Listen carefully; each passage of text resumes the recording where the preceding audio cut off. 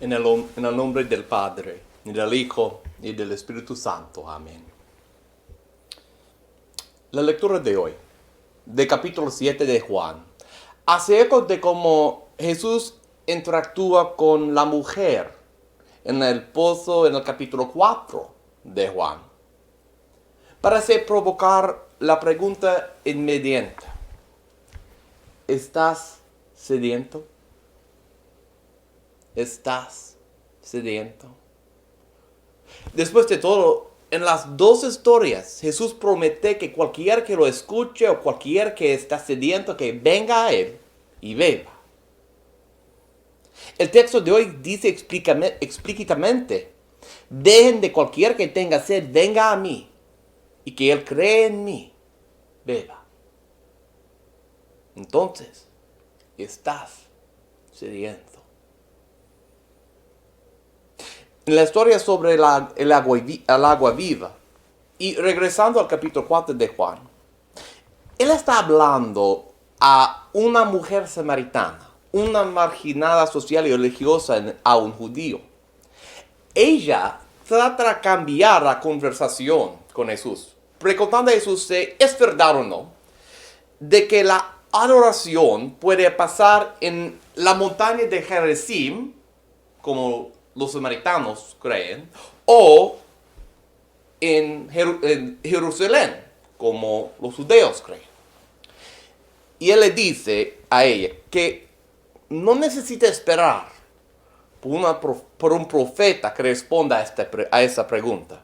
Ella no necesita esperar por Mesías que responda a esa pregunta, debido a que Él es el Mesías que ella está esperando. Y si Él le pregunta, Él puede darle su agua viva. Una que se convertirá en una fuente de agua que brotará hacia la vida eterna. Este lenguaje lo escuchamos repetidamente en las lecturas de hoy, en Juan capítulo 4. Nosotros podemos pensar de que toda la idea del agua viva es simplemente sobre la vida eterna, el confort y la paz que Jesús le da a todos los que creen en Él. Y dado que hoy es la fiesta de Pentecostés, una fiesta conocida en el judaísmo como Shavuot en hebreo, la fiesta de las semanas, se puede suponer que el festival que se habla sobre la lectura del Evangelio es el mismo día. Pero esta lectura del Evangelio en realidad ocurre en un momento completamente diferente durante el año.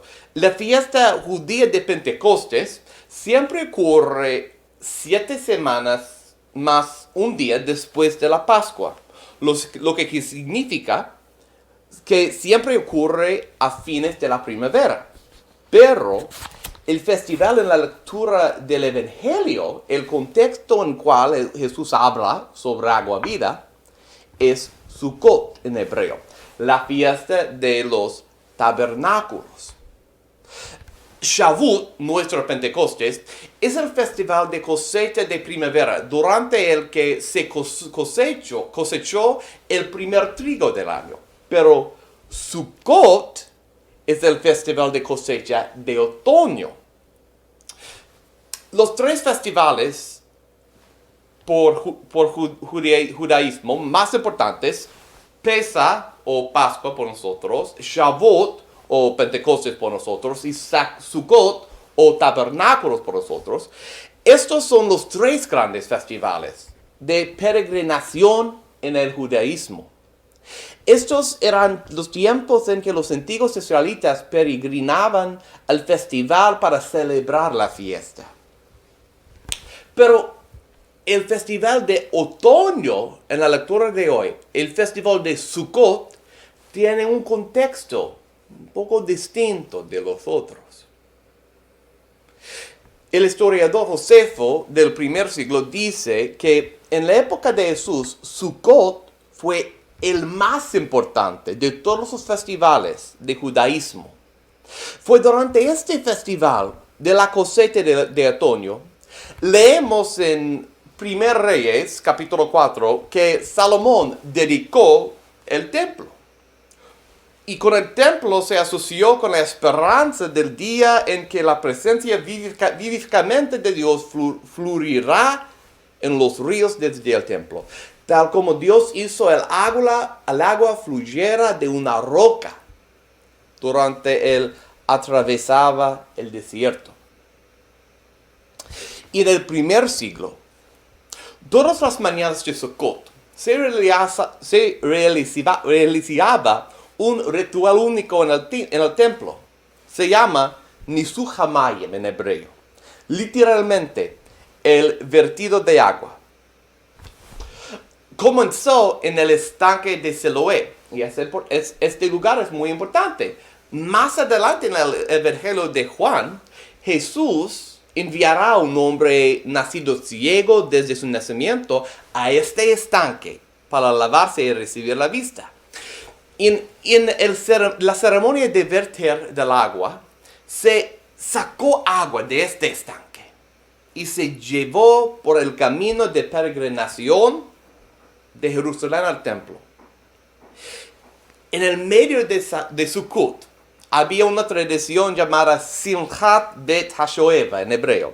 Literalmente, la alegría de los torrentes de agua.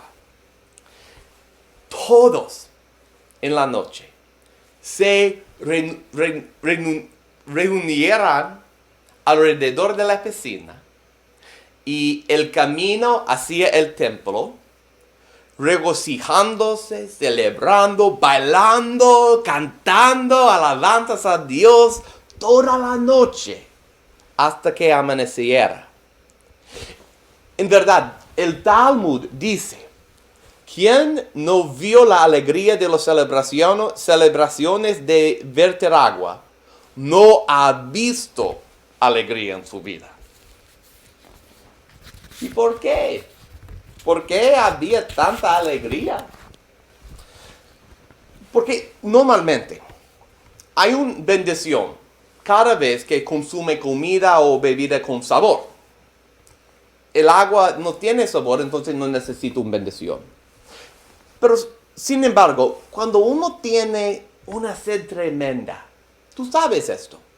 Entonces, el sabor de agua trae una alegría profunda, por lo que se requiere una bendición. Como lo explica un rabino, para un hombre sediento, una taza de agua es más sabrosa que el vino más delicioso. Entonces, ¿por qué tiene esta alegría?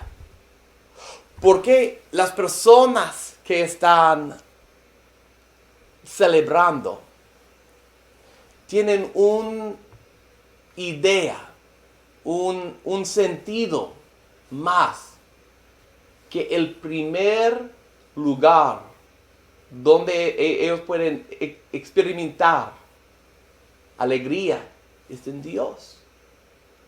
Como en su adoración, en el templo. En el sentido espiritual, este significa que cuando un alma experimenta una sed de Dios, cuando reconoce cuán vital es su conexión con Dios, por su existencia misma, el prosaico agua es el compromiso, es una fiesta por sus sentidos. En ese momento, en el Evangelio de Juan, las cosas han comenzado a ir de lado. Después de la experiencia de Jesús con la mujer samaritana, donde se había revelado como el Mesías y como prometió el agua de vida a todos los que vengan, no solo a los judíos, Jesús regresó brevemente a Galilea, donde curó al hijo de un funcionario real. Y luego Jesús fue a Jerusalén otra vez, durante un festival, y sanó un hombre que estaba paralizado y estaba esperando a entrar a una piscina junto a la puerta de las ovejas para ser sanado. Y Jesús le dijo que no había necesidad de la piscina, que podía simplemente tomar su estera y caminar. Y lo cual hizo. Las autoridades judías no estaban sorprendidas por esa curación, estaban enfurecidas de que Jesús lo había hecho en sábado, que había hecho una obra de curación en el día de descanso. Jesús insistió a ellos en que incluso en el día de reposo tenía que hacer el trabajo de su Padre. Las autoridades judías entonces deciden que deben matar a Jesús. No solo por romper al sábado, sino por hacerse uno con Dios. Después de eso, Jesús regresó a Galilea una otra vez, donde alimentó a los 5,000 y luego pronunció su gran discurso, pan de vida, en el que le dije a la gente: yo soy el pan vivo que descendió del cielo.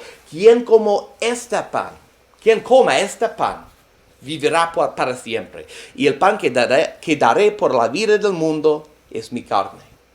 Y otra vez los autoridades judías protestaron contra esta idea tan grotesca que Jesús daría su propia carne como alimento. Se nos dice que desde ese momento muchas de las multitudes dejaron a seguir a Jesús. Él preguntó a sus discípulos si ellos también seguirían. Pero ellos insistieron en que no lo harían porque Él tenía las palabras de vida. Y luego tenemos el festival de Sukkot, de la lectura de hoy. Cuando llegó el momento de la fiesta, ya que los líderes judíos intentaban matar a Jesús, se decidió que se quedaría en Galilea. Sabía que Judea era un lugar peligroso para él. Los hermanos de Jesús en realidad lo alentaron a ir a Judea, a Jerusalén, donde más personas podían escuchar a su mensaje, pero él se resistió. Y luego, él hizo el viaje en secreto a Jerusalén. Y en medio del festival, Jesús subió al templo y comenzó a enseñar. Sin embargo, los líderes judíos, los multitudes, no tienen más alegría con él. Ellos discutieron con él. Sus enseñanzas sobre su relación con Dios, sobre lo que podía ofrecer, se había vuelto demasiado difícil para ellos. Intentaron arrestarlo, pero no pudieron porque su hora no había llegado. Y luego, en el último día del festival, en la culminación del regocijo de las corrientes de agua, cuando la alegría de llevar agua al templo y la esperanza de que el templo sea el lugar desde el cual los ríos de Dios fluyan a todas las personas, en este momento tenemos nuestra lectura de hoy.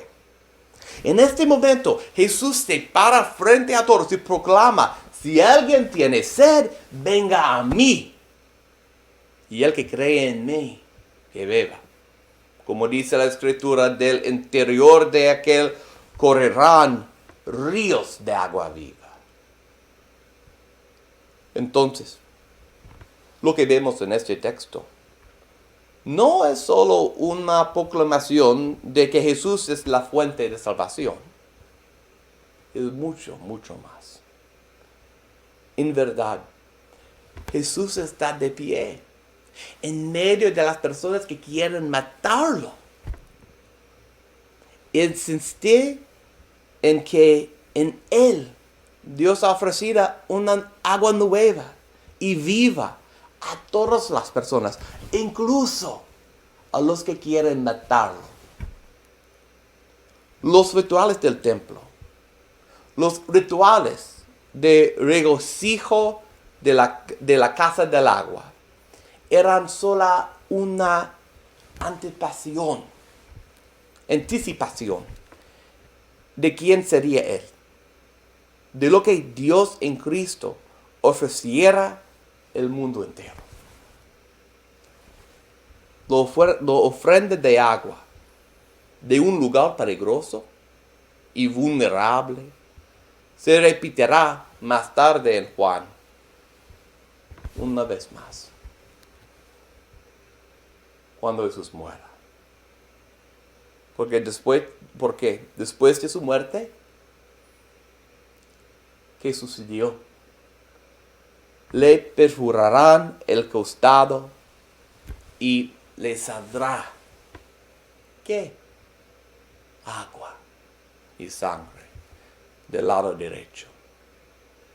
Este es un cumplimiento de todo lo que Jesús había prometido en Juan por todo este evangelio.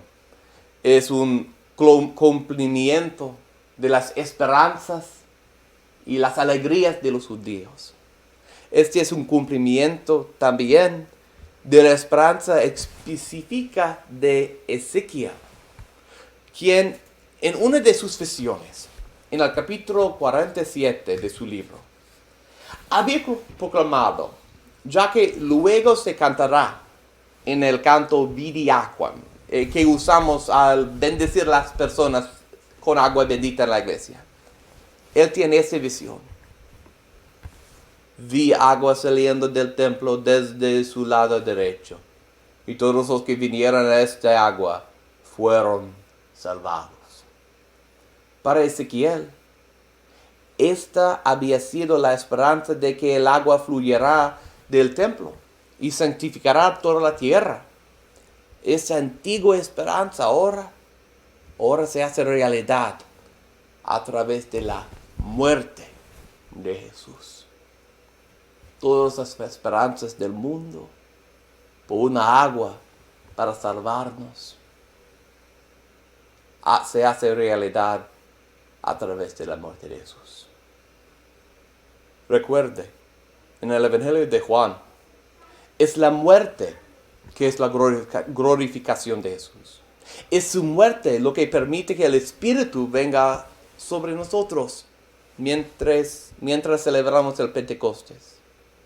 Debido a que es importante recordar que Jesús no solo dice en la lectura de hoy que Él será el río de la vida que fluye del templo. Él dice que cuando nosotros bebemos de su agua, que de nuestro propio corazón fluirán los ríos de aguas.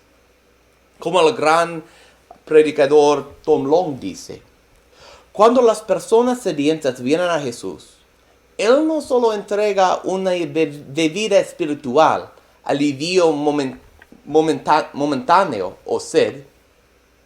En lugar de eso, denles la morada del Espíritu Santo. A través del Espíritu participan en la vida incesante de Dios, en el agua de la vida abundante que fluye a través de ellos. Esto es lo que quiero decirte, amados y amadas de Dios. Jesús no es solo la respuesta a sus preguntas. Él no solo es la fuente de su salvación. A través de Jesús, en virtud de su bautismo, el Espíritu Santo ha creado un torrente de agua que fluye desde su corazón, esperando a que lo dejen salir. ¿Por qué? En verdad no necesitamos ningún templo, en verdad, ni siquiera un edificio de la iglesia para traer el diluvio sanador de Dios al mundo. Un agua que este mundo necesita. Solo necesitamos que se abra, que como Jesús, que sea vulnerable, que ame con riesgo como lo hizo Jesús. Que deje que la inundación de la bondad de Dios fluya de usted y del mundo que lo rodea. Amén.